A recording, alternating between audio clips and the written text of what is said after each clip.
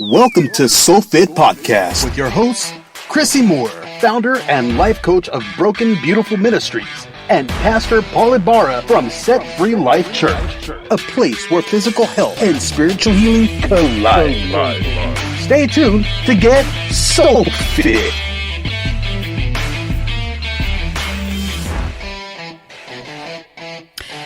Hey everybody, welcome back to Soul Fit. We are so excited to have you with us today. It is 2020 and we are jumping into a new decade. This is episode number 7 and we are actually doing a 2-part series this month. So we are pretty excited. The topic is going to be discipline is not for sissies. That is totally freaking awesome because I think discipline is one of the hardest things for people to really understand, that it's not just something that you write down on a whiteboard and then everything's going to flow, right? Exactly. And so we're going to break this up into 2 parts.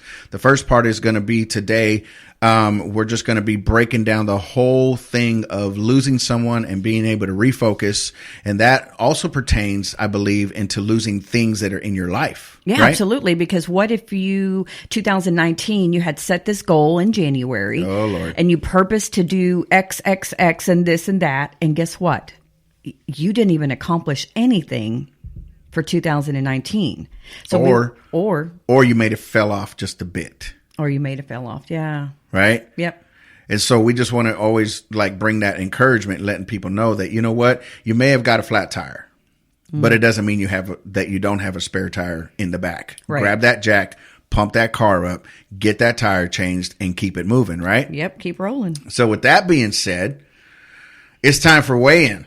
All right. It's time for weigh-in. Man. But before we get there, let's do our foundational scripture, because then we're going to jump in our weigh-in and then jump into this topic today because we're pretty excited. Awesome. So everybody, we always start off with our foundational scripture, which is in 3 John chapter 2. And this is actually coming from the Voice version. I love to read different versions. You got all kinds of versions. I love it because it's got so many details and nuggets that we can, definitely look at. Absolutely. So it says, "My beloved friend, I pray that everything is going well for you and that your body is as healthy as your soul is prosperous." Wow. I love that because here at SoulFit, we do love to bring nuggets, information, not just about your spiritual journey, but also about our health journey, which is what we're fixing to jump into. Absolutely. So like I said earlier, it's weigh-in time. Uh-oh. Okay.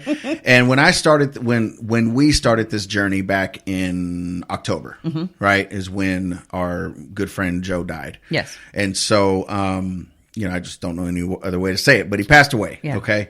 So he's passed away. All right. And so when we started the show, it was based on being soul fit as far as mentally, emotionally, physically, spiritually, the whole 9. Right. Right. And so when I started, even prior to that, I was at 270 plus pounds. I would say I was probably about 270 to 275. So before Thanksgiving, I was at 257. I think that's what I had talked about, about a month ago, that I was at 257. Well, through this time, I've been off, I've been on vacation for 2.5, going on 2 weeks now. And so just doing stuff around the house, getting projects done, doing all of that. But instead of me beating around the bush, I've gained about 9 to 10 pounds. And so I'm not afraid to talk about that, honestly, because this was what we talked about from the beginning. Is this was going to be our journey. Right. We were going to talk about the pitfalls. We're going to talk about our wins. We're going to talk about our losses. We're going to talk about all that stuff because that's what this is about. Right. Right. Now, I'm not saying be fickle and don't worry about your weight and just, gain the pounds and everything's going to be fine. No, what I'm saying is, like I said, I'm pulling out the jack. I'm jacking up that car and I'm putting that tire back on because I am going to keep moving forward. Exactly. Right? Exactly. As a matter of fact, a lot of people have gone through that at the beginning of the year. We get ready to set our goals. I'm going to start my diet right after Thanksgiving and Christmas is over because, the holidays can bring a lot of friends and festivities and stuff like that. Right. And when I first started my journey, I was weighing in at 172 to 174, which is the highest I've actually been aside from being pregnant with my kids. And when we started the show, I weighed in at, I think it was like I broadcasted at 162, and I Right. was so excited about that. My weight now is 166.6. I gained 4 pounds, but I'm at a stall. Okay. I was doing keto, like we talked about last show. Right. Got ill because I had that episode with the flare-up, diverticulitis, so I can't really eat a whole lot of meat. So we are fixing to jump in our fast for the year. Right. And doing fruits and vegetables. And I am not discouraged, believe it or not. Right. And we just briefly talked about this, so I'm going to share because you got to share just a little bit. So for those of you out there who struggle with maybe diabetes or you have health issue problems and you've tried a lot of different lifestyle changes because you've seen the boards, you follow inspirational people who have lost 150 pounds.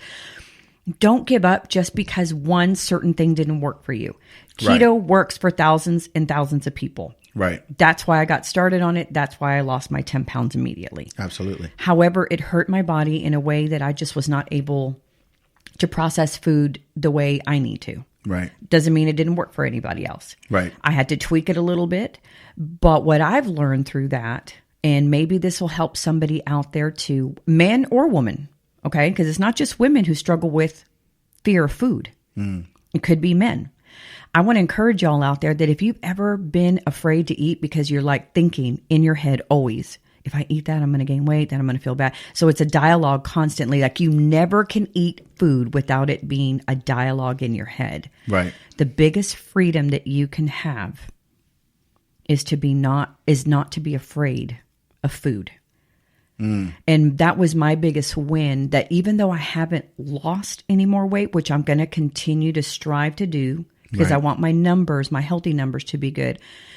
My biggest win is that I'm no longer looking at a plate of food and self-dialoguing in my head going, Afraid. if I eat this, what's going to happen to me? Right. You know, and I want to just encourage a lot of you out there because you may have struggled with that your whole life. And fear, it's not really even fear of food, but it's just a spirit of fear Right. that is an area of eating. Right. I want to bring encouragement. Hey, there's freedom. There's freedom. You don't have to lose 50 pounds and people are losing weight out there and they're still afraid to eat because if they feel like they eat that one bad thing, they're going to gain it all back. Right. Now that's where discipline comes in, which is where we're going to jump into. Right. Discipline is not easy. It is not easy, but really quick, we're going to stop for a short commercial break and we'll be right back. Are you looking to lower your energy bills and fight the increasing cost of energy? How about increasing the value of your home? Well, then do we have the answer for you? Visit our friends at southernsolartx.com for all of your solar energy needs. These guys are fantastic. Their heart's desire is to see each and every one of their customers turn into long-term champions at paying off their electric bills. For a free consultation, you can reach our friends at 817-751-8911 to set up an appointment or drop them an email at contact@southernsolartx.com, and all of this information will be in the podcast details below. Now, back to our show. Okay, we're back on SoulFit. Once again, this is episode number 7. We also want to give a shout out to Faith Escamilla from $5 Bling on Facebook, and all of her information. Thank you, Faith. Will be down below because she is one of our sponsors as well. And so the last commercial that you just heard is actually Chrissie's future son-in-law. Yeah, he's going to be my future son-in-law at some point. So I'm so excited. Wonderful, wonderful guy. You've got to go and check that out, especially now with the new year coming up. If you all have any solar needs, Right. Southern Solar is the place to go. They've got reputable salesmen. The owners are awesome, and they help in their local community, which is great. Absolutely. So all the information will be down below on the podcast details. And so we're going to dive right into the show now. Okay. And so we're talking about discipline is not for sissies. Yeah. All right. Now that's a very profound statement. That statement right there is like, look, don't be a sissy. Okay. And I was laughing the other day because, you know, your name is Sissy. Right. And so I'm like, what do you mean Chrissie Moore doesn't have to have discipline? Right. What the heck? But no, it's truth. It's truth that it's not for sissies.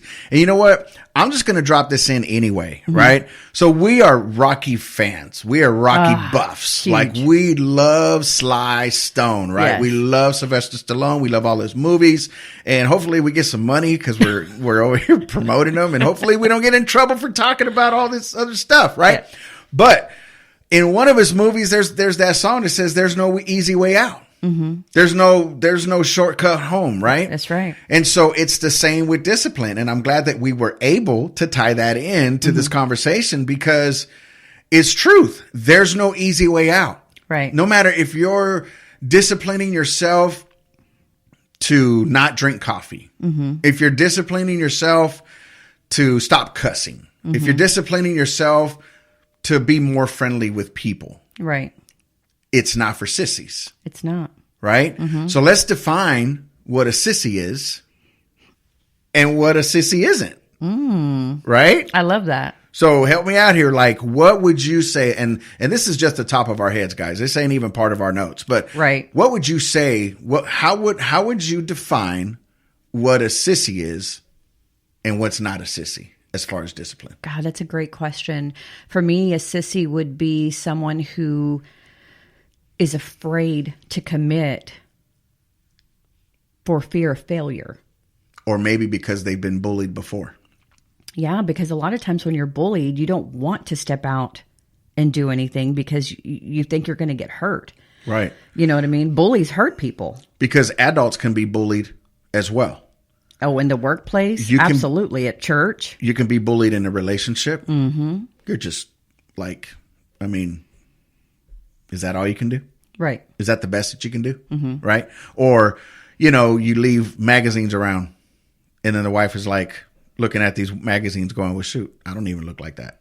Right. You follow what I'm saying? And so the same with the husband as well. The negative words that are being spoken, the negative words, the negative dialogue that we have because of the things that have bullied us in life or, like you said, in a church. Like you don't look a certain way. So I'm sorry. So you can't be a greeter. Right. Right. You don't act a certain way. So you can't be part of that ministry. Now, we do have to have structure. There has to be structure, right? But at the same time, what about the person that just has a heart to serve? The person that wants to greet people because they've just got saved. Right. Right. And now they're in that place of, well, shoot, man, like, what is a Christian supposed to look like? Well, I'm glad you said that because several years back, we had a beautiful young woman who came out from the prostitution world and got saved, radically saved.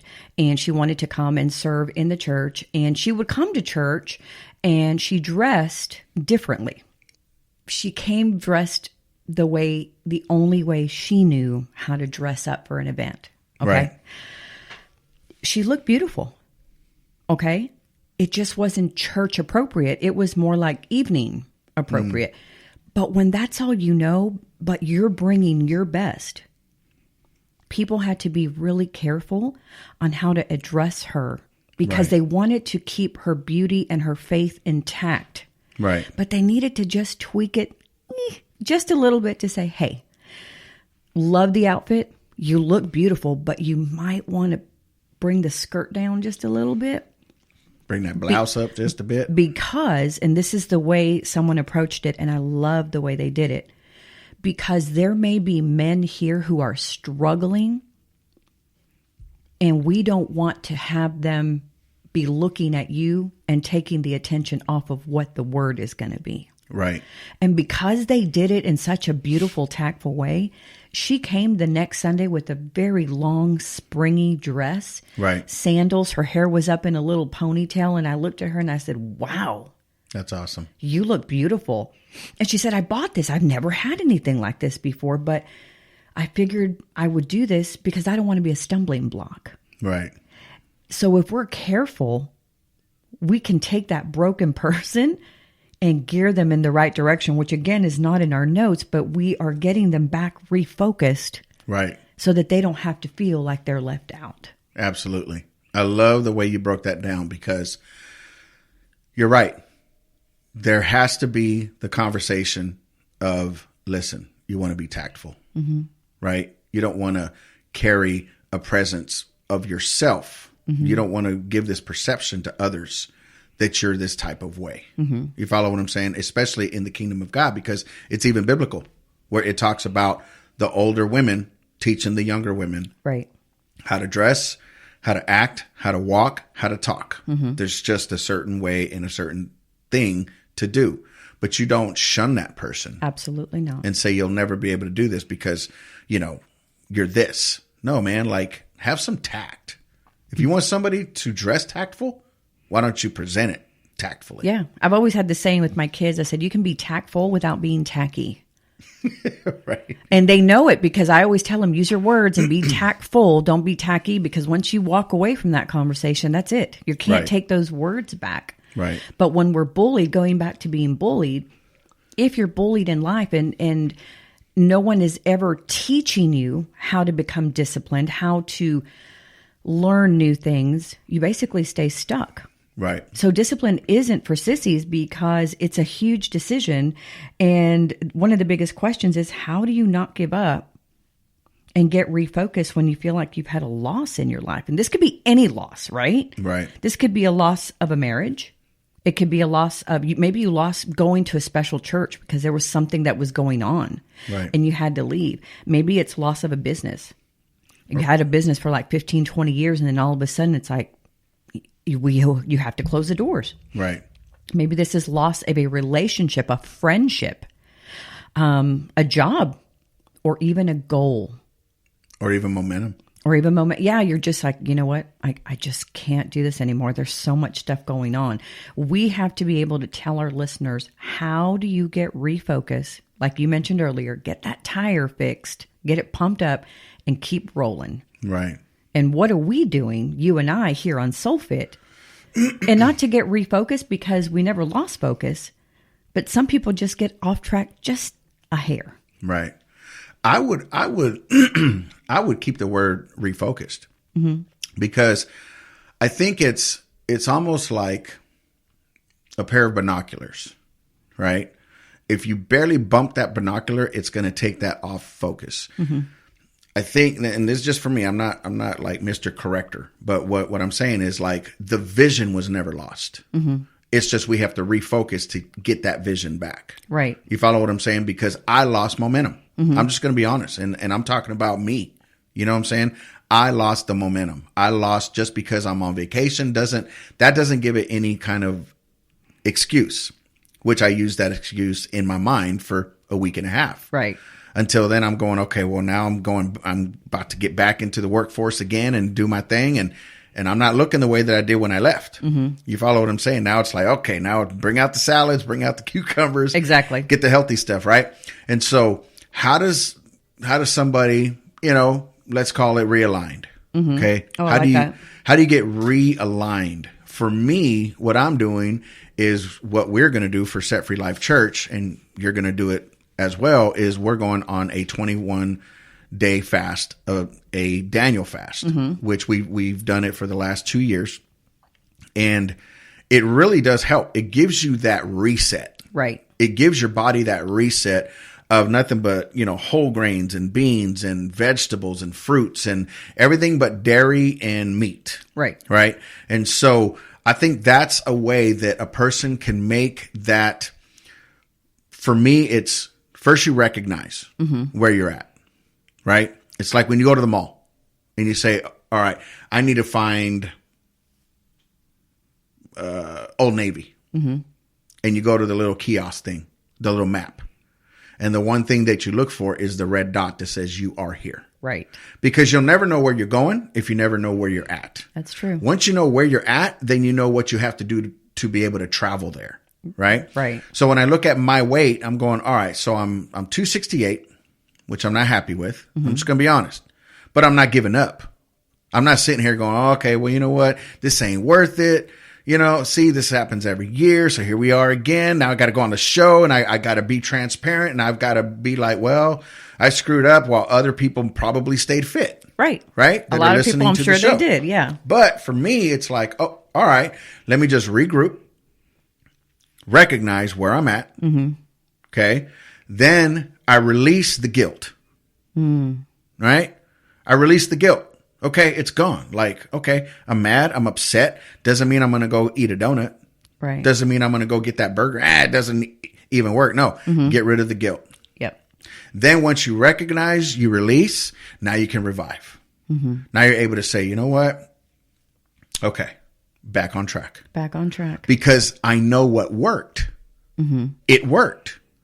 The numbers don't lie. Right. I was 270 plus. You remember? I was a big dude, even prior to that. Right. So I know what works. But if I go and say, well, all right, well, that didn't work, I'm going to go try keto. Right. No, dude. Like, I know what works for me. Exactly. Just like what you were saying earlier. Okay, so I had to tweak some things. That didn't quite work, but I'm just going to tweak it. I'm not giving up. I'm not going to start a whole new diet. I'm not going to do this, and I'm not going to start a whole new blog with new stuff. No, I'm just going to go back, get back in my lane, put my track shoes back on. Exactly. And I'm going to keep running. I agree. And I wrote down this quote from Thomas Edison because I love this quote. And he said, I have not failed. I just found 10,000 ways that won't work. Right. I love So it. for each of us, it could be our physical journey. It could be our spiritual journey. It could be our emotional journey. We don't have to give up just because one way didn't work. Right. You know what I mean? And I don't want everybody out there to think, oh, I got to follow this person or that person. You know, really the beginning of the year to be able to fast and get alone with the Lord is to say, God, what do you want from me? How do I need to do this? How do I need to do this for my body, for my mind, for my spirit, for my soul? Because you want us to prosper. Right. You said there in your word, you want us to prosper, even as your soul prosper. You want us to be healthy. So whatever your numbers are not going to be my numbers. And we go back to this over and over. But I feel that it's important to reiterate to everybody out there, you have to make a decision to get back in the ring. You know, speaking about Rocky, and discipline isn't for sissies. When he was in Rocky Part 3, because that's one of my favorite ones, Rocky 3 and 4, Rocky Part 3, he was doing great. He was on top of the world. We just talked about this before we jumped on the podcast. Mickey, quote unquote, carried him. Right. So he won the title from Creed Part 2. He fought hard, won it finally. But now that he's on top of the world, it's kind of like he's skating. Right. There's not a whole lot to fight for. Right. Until a true contender comes into the picture. Right. And we all know who that is. Which he thought, the top of his mind, I got this. Right. Because I've been winning. I've got 12 bouts or 10 or whatever it was for 3 years. He was still on top. Right. But what he failed to realize is that, like you said, Mickey carried him. Mickey had handpicked fights. He had all of these things that it was a challenge. Like, he didn't just go in a ring and just be like, yo, I'm Rocky Balboa, and they just ran. Right. No, they went in with all of what they had, but Mickey knew that what they had couldn't destroy Rocky. Exactly. You see what I'm saying? And so many times, even in our lives spiritually, Right. we can be a hindrance to someone that's coming up in leadership because we're constantly, there's one thing to speak life and there's another thing to fluff. Right? Exactly. Those are two different things. Speaking life into somebody, being a coach, being a pastor, being a friend. You got to be a truth teller at the same time. Right. As well, saying, okay, well, I mean, that's great that you have this dream, but you've been after this dream for 5 years and it's still not going nowhere, or you're not doing the appropriate thing to get there. Correct. You're not coming against the new challenges to get you to that place. So there has to be the truth teller. Though Mickey was trying to protect him, that's his job. It's pretty much like it hindered him. Yeah. Now, did he lose his best friend? Absolutely. Yeah. But he was still mad at Mickey after the fact. Yeah. You see what I'm saying? And so, you want me to keep going? I think what's fun about that is that his previous contender who he won the belt from, which is Creed, ironically enough, came back into his life to help him realize who he was. Yeah, that was powerful. And I think for all of us and our listeners, who you surround yourself really does matter. because you're going to need, like you said, those truth tellers, but you're also going to need those people that are going to get you back in the ring in spite of who you're about to face. Right. Because who is our contender? Our contender can be fear. Right. Or opponent, shall we say. Our opponent can be fear of failure. You've been bullied before, so you don't even want to attempt to open that business, or you don't want to even attempt to plant that church, or you don't even want to attempt to leave a church to start something else on your own because you're just afraid. Right. And Rocky's biggest thing was he was afraid and he didn't know who he was. He lost himself. Right. But how many times have we lost ourselves? Right. In a facade, in a false hope, in a, I don't know, what the world puts out for us. Mm-hmm. How many times have we got lost in that and then come to realize, oh my gosh, who am I? Right. Who am I really without a title? Absolutely. And I love what Adrienne said, because she said, when the smoke clears and everybody is done chanting your name, it's just us. Right. It's just us. So then I have to apply that self to my life, because going back to what you said of what isn't a sissy, we said, what is a sissy? We didn't go back and say, what is a sissy? A sissy is a contender, a person that jumps back in the ring. Right. Even if they're still afraid, they still have that courage to jump back in and say, okay, I got to keep fighting. Right. Because if no one's going to fight for me, I got to fight for me. Right. You know what I mean? And, I really don't believe that he was doing it for his fans. He was doing it for himself. Oh, yeah. No doubt. Because there's all that stuff that's in him knowing, listen, I got to do this thing. But when he had the support of his wife, mm-hmm. when she finally pushed him to the limit, and she said, what is it? Right. What is it, damn it? Mm-hmm. And he still didn't come out with it until the very end. You want to hear it? You want to break me down? I'm scared. I'm afraid. He was afraid. And that was the breaking point, because he saw, mm-hmm. okay, I'm scared. Right. Like, I'm afraid to do this thing. And the powerful thing about Rocky and Creed is, I was telling Holly the other night, whoever put that together, mm-hmm.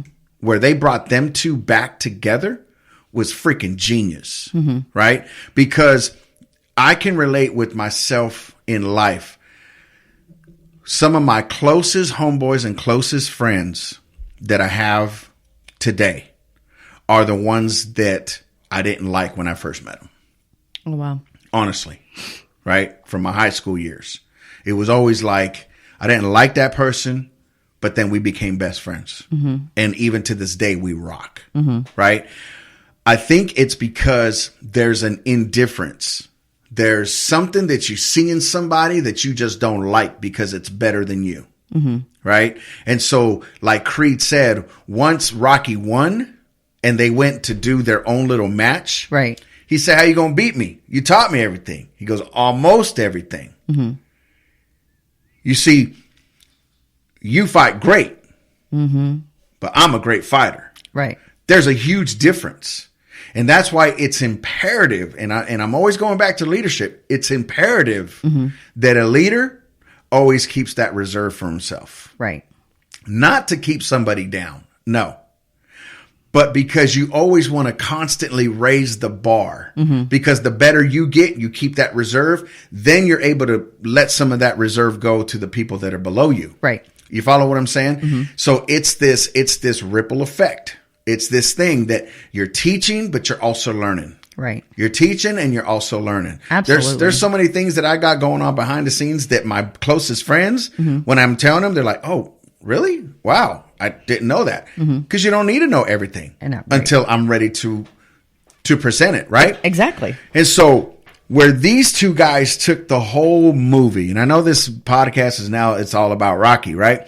But there's so much truth in that. There's so much truth in understanding that no matter what your adversity is, mm-hmm. somebody else sees something greater in you. Right. Apollo Creed saw something greater in Rocky. Mm-hmm. He said, I've been waiting for this. I've been waiting for this. Right. And he said, since when? He said, 3 years ago. Mm-hmm. He said, what do you mean? He said, when you beat me, that 1 second by that 1 second. That's a lot for a man of my intelligence to handle. Exactly. Right? It's a lot. And so he knew, I'll get you there, but you owe me something. Right. Right? And we're going to have this thing. You follow what I'm saying? And so their relationship just became this thing that was just powerful. Yeah. It was this powerful dialogue. And so when we lose something like Rocky lost Mickey, okay, God will replace that with something that is solid as well. Right. Because he knows what you feel. He knows that you need that stability. Right. Right. A lot of this show was founded on, when we first did the first show, was on losing Joe. Yeah. Right. I remember that. He was my best friend. And now I've got people around me. I've got Juan that I told him at one point, listen, don't ever compare yourself to Joe, because you'll never be Joe. Exactly. I don't need you to be Joe. I need you to be Juan. And that's where a whole lot of our friendship began to grow even stronger, because he knew I was battling the loss. But like I told him, you can't help me through this loss. Where you can help me is just continue to be you. Right. And let me go through my process. Exactly. Right. And so going back to that question, how do we not give up and get refocused when we feel like we've had a loss in our life? I think we just summed it up in the last 15 minutes. It's like there's so many examples. And so anyone that's listening, we've just gave you a ton of tools. Yep. A ton of tools. And so getting back in the ring when the contender is bigger than you are, let's talk about the spiritual aspect of it now. Right. Okay. Let's look at David and Goliath. And in your realm, the female realm, Esther and Haman. Right. Right. And so everyone knows the story about David and Goliath. Right. But a lot of people don't know the story about Esther and Haman. You want to help break that down? Well, I'm going to give a small portion just Okay. so that people can understand. I love Esther, and I love reading about Esther because she was a quiet leader. Right. And she was a fierce leader as well. So a lot of people look at Deborah in the Bible, and she went out into the military, and she was, walking with soldiers and everything. And Deborah was a fierce leader as well. Right. But Esther was the quiet leader, and she had a plan. And that's what I loved about her. So Haman, wanted to destroy all the Jews because Mordecai didn't want to bow down to him. Right. So instead of just punishing one person, he decided, I'm going to punish all the Jews. Right. Little did he know that God was already working on Esther, because Esther was handpicked, again, going back to Rocky. She was handpicked. She had favor with everybody, and she was basically being set up by God to be a leader. That's good. That's good revelation. But she only took what they told her to take. Everybody else, I can only imagine that everybody else that was chosen was taking all this jewelry and clothes and all this stuff, but she only took what they told her to take. So only the tools that were going to be necessary for her. And she led quietly. She was not boisterous. She was very humble, but she was also trained by Mordecai. Right. So she never lost any of her training just because she was in a different place. Right. So she went from Mordecai's house to the palace. She never lost her tools, and she never forgot where she came from. Right.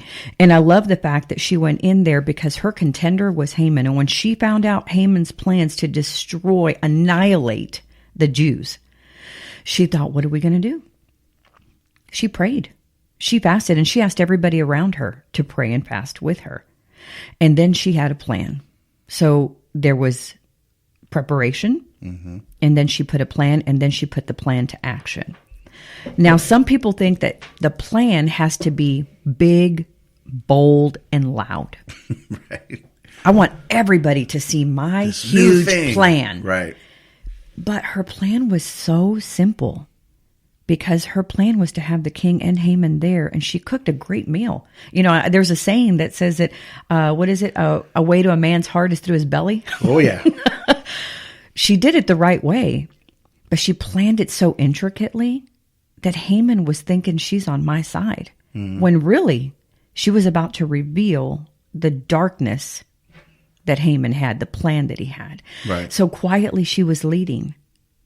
And in that quietness, God gave her favor in the sight of her king, of her husband. And because of that, the Jews were saved.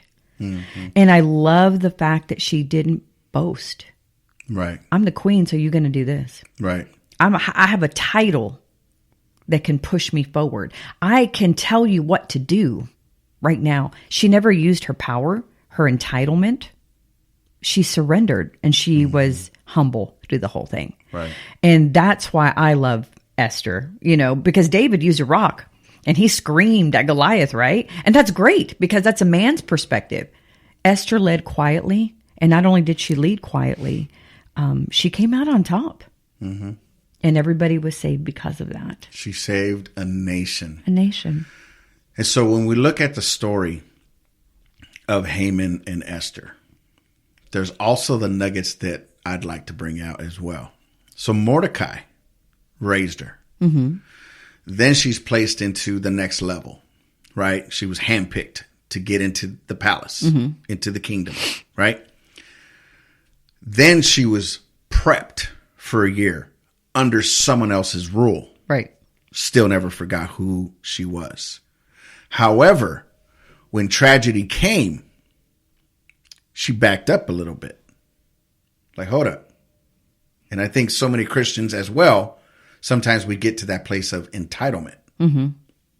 I'm in the palace. And Mordecai said, listen. Exactly. Don't you for one moment think that this ain't going to come upon you. Mm-hmm. So you as queen, you have been prepared for such a time as this. Mm-hmm. So I believe there was a little bit of fear.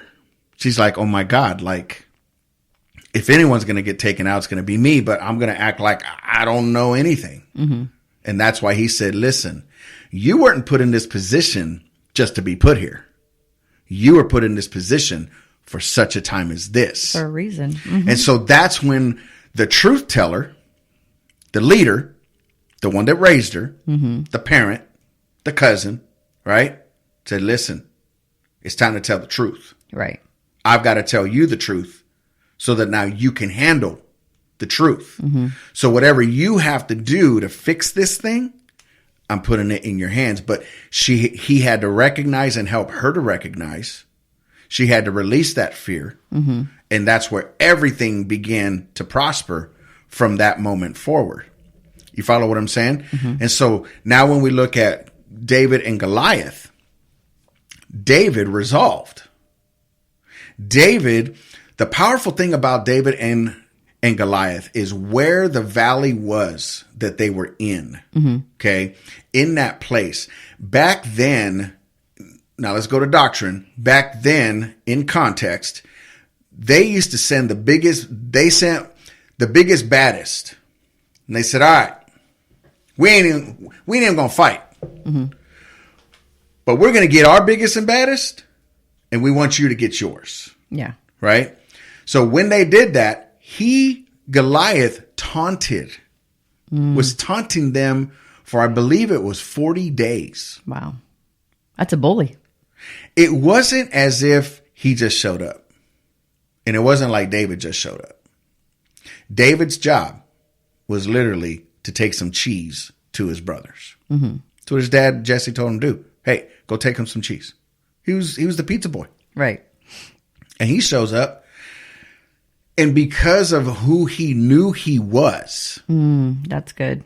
He knew what he was and who he was. If God delivered me from the bear, if I was able to kill the lion, mm-hmm. Who is this uncircumcised Philistine? Right. Like, he heard the chanting as he's walking up going, all right, who's handling this? Exactly. And his brothers are like, dude, like, just deliver the cheese. This mm-hmm. has nothing to do with you. Even when Saul wanted to put his armor on him, he said, dude, I look like an idiot. I can't fight in this. Mm-hmm. It wasn't even the stone that killed Goliath. It wasn't even the sword that killed Goliath. It was his faith saying, you come with sword and spear, mm-hmm. but I come in the name of Jehovah. I come in the name of God. Because he is going to he is with God on my side. I am going to chop your head off. Exactly. And I'm going to feed you. What you're saying that you're going to do to me is what's going to happen to you, because I know that who I serve. Mm-hmm. You follow what I'm saying? And so going back to Esther and Haman, what Haman had built, the gallows to destroy the Jews and hang the Jews. Exactly. Mm-hmm. Was what they used to hang him and his family. His family, that's right. And the part that Xerxes, the king, got mad at was, who put all these gallows in my garden? This is my garden. Right. And Haman thought he was doing a good thing. Mm-hmm. Even the king was like, dude, what are you, stupid? Right. And then he falls on Esther. King walks back in going, hey, you see, God will turn every situation around. Exactly. Every single situation, when you are in God's will, when you are after the heart of God. I mean, look at David. The Bible says that he had God loved him because he was after his own heart. Exactly. Yeah. Period. It's not about what David did. And when I finally caught that revelation from my mentor years ago, he said, Paul, why did God love David so much? Mm-hmm. I said, well, because he took out Goliath. Yeah.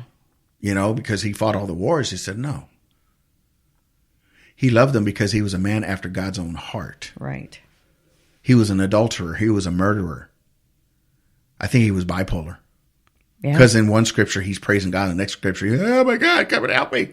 Oh my God, I'm praising God. Oh my God, come and help me. He's human, huh? He was this, it was this twisted thing. And so when we look at all of this in getting back in the ring with our contender that is bigger than us, I think the number one thing is not only remembering who we are, but remembering who God is. Right. And if God be for us, who be against us? There's no weapon formed against us that shall prosper. Mm-hmm. I can do all things through Christ who strengthens me.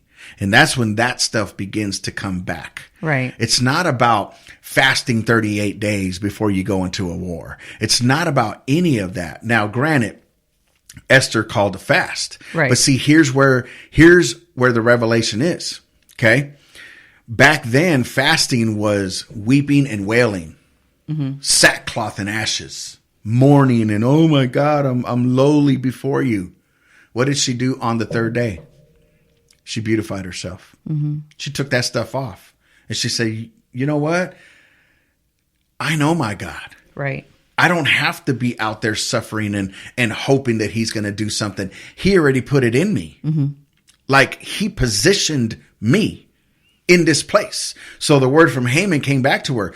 Don't you know that you were created for such a time as this? Right. Like you were saved through all of that captivity, the exile, all of that stuff. Mm-hmm. I took care of you all those years for such a time as this. And that's when she remembered, like, I don't have to go and fast. Mm-hmm.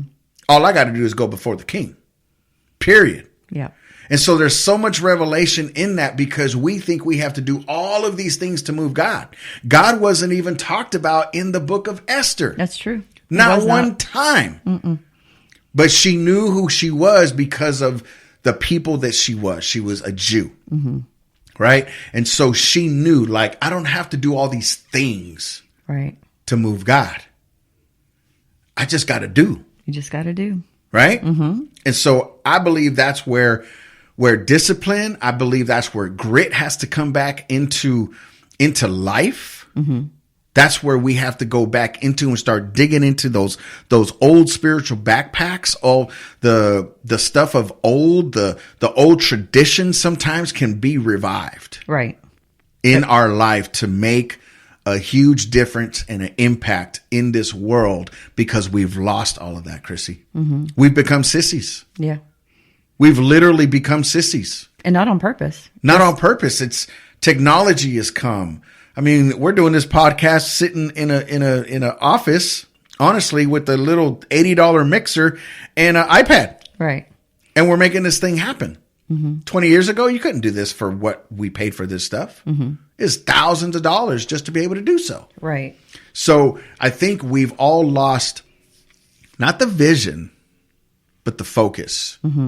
And it's just refocusing, it's realigning, it's revamping, it's regrouping, it's pulling the things back together that matter. And sometimes it's just going back to the basics. Yeah. All right. So let's talk about the takeaways. All right. I know that I kind of threw them out there already, but I just want to wrap this thing up for our listeners and for ourselves as well. So I think discipline is really hard. Okay. You have to purpose to set small goals. You got to be intentional so that you can grow spiritually, physically, emotionally. I mean, the whole nine, no matter what you're doing, whether you're a auto mechanic, a business owner, a pastor, a preacher, no matter what that is, we have to totally purpose, our discipline. Right? Exactly. And I'm just going to do a Bruce Lee quote because I actually love Bruce Lee. And he said, knowing is not enough. We must apply.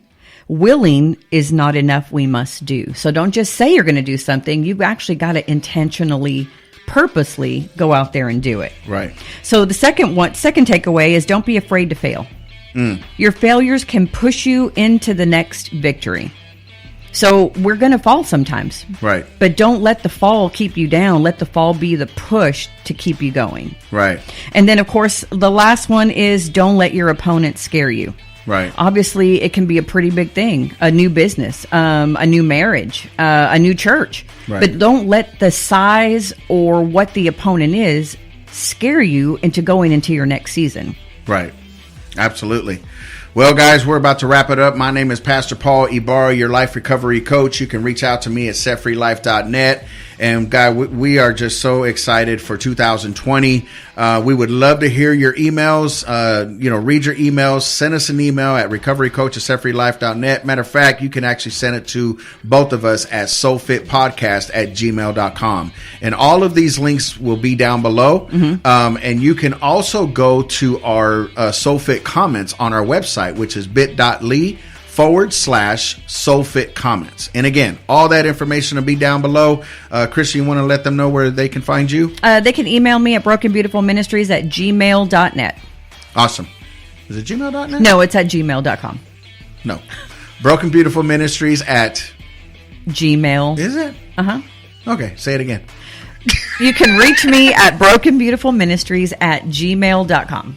Okay, awesome. So, guys, we love you guys, and we will be back with part 2 at the end of the month. All right? So, God bless you guys, and we'll see you next time. See you next time.